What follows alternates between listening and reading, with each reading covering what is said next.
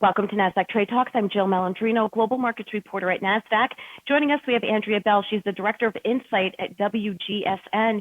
We're going to take a look at the future consumer in the year 2022. Andrea, it's great to have you with us. Thanks so much for joining me on Trade Talks. Hi, Jill. Thank you so much for having me. I'm excited. All right. And Andrea, let's look at the consumer sentiments or the drivers that are forming these consumer groups. So the main drivers that are happening right now are actually three. And what's fascinating is they're non-demographic specific. So they're kind of demographic agnostic, like we say psychographic. So it's more emotions and feelings. And this is projected for 2022. But the fascinating thing is, everyone listening right now will start to see these coming in terms of early adoption right now. The largest one that I think we can all agree with is fear, and this kind of fear flood that's happening throughout any region right now. And we started this research prior to the pandemic really hitting. We started it in November and December of last year, and we could see it be rapidly accelerating. And in terms of what fear means right now, there's so many different ways, but the one thing that we really want to tap into that's driving this huge sentiment globally is the fear flood, which is just driven by emotional contagion. And why that may sound like a very scary word or scary theme, essentially emotional contagion is when it's the big shift. It's when a behavioral trait, people mimic those feelings around them. So typically, if you're positive, you'll kind of pick up those positive attributes, and people are negative, they'll pick up negative attributes. But what's really shifted is social media. We're all online right now constantly. And current studies have said that now digital emotional contagion actually spreads faster and further than physical emotional contagion right now, which again is creating this fear flood in all regions. Yeah, it's really interesting that you started this survey back in November, December, when you're looking at the fear factor. At that time, none of us knew that COVID-19 was going to be so integrated into our lives, who we are personally and professionally. What was the genesis for looking at that time? At the current time in November, when we started the big bulk of research from all our global teams, and so we had 22 nations kind of fill in on this for us, and everyone was really concerned with two main things. One was fiscal.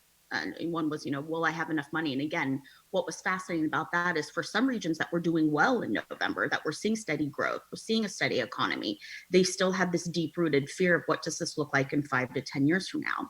And then we layered those findings with what were the key areas people were fearful of in November and December globally.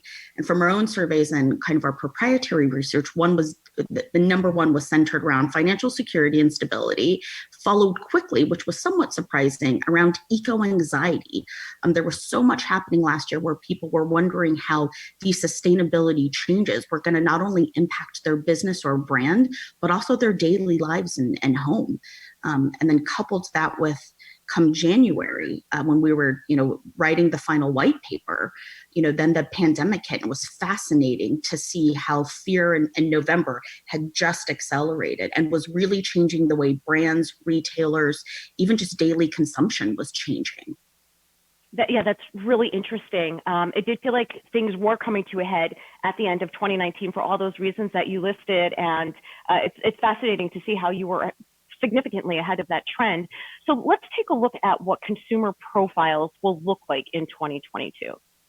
The key consumer profiles for 2022 that again kind of spanned all regions, and the ones to really think about how you can align as a brand, a retailer, a company, how you're talking and messaging, engaging, would be three. So the core one is stabilizers. And essentially this is a group of cohorts. They're time pressed, they're overwhelmed, and they're burnt out.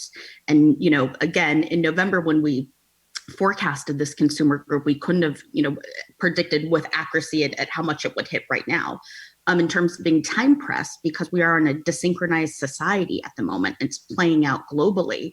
We're all working in different time zones. We're all in different areas where, some people are, 5 jobs in one day. They have their day job, then they're managing children and homeschooling. So the idea of pressure is massive and we're overwhelmed. How do we pivot? How do we make sure that we have enough time to basically, not end up in superhuman syndrome? And superhuman syndrome is exactly how it sounds. It's the notion that we are trying to do it all, but we can't. So we constantly then fall back into a feeling of failure.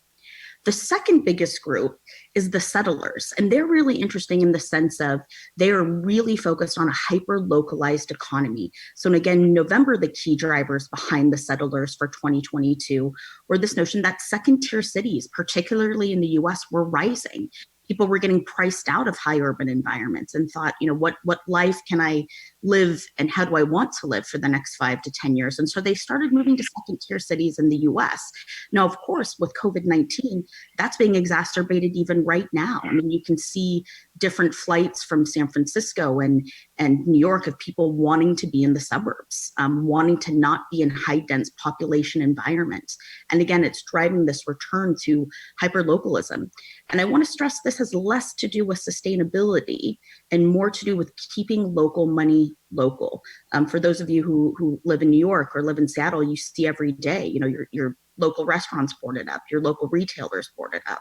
So the settlers are really focused on those key priorities, kind of moving into safer environments, but also spending in terms of hyperlocalism.